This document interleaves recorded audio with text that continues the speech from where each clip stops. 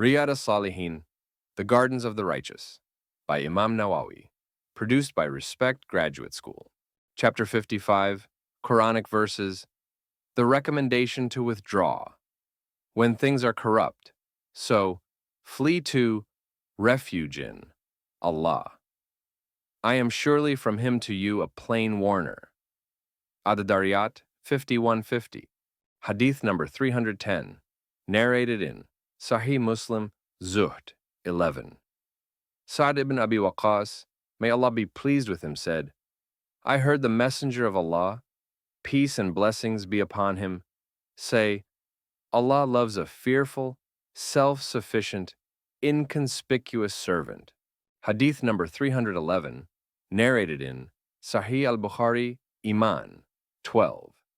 Fitan 14.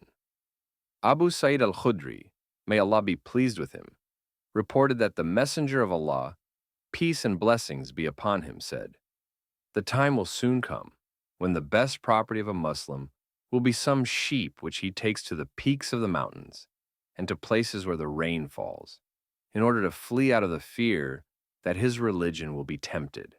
Hadith number 312, narrated in Sahih Muslim Imara 125.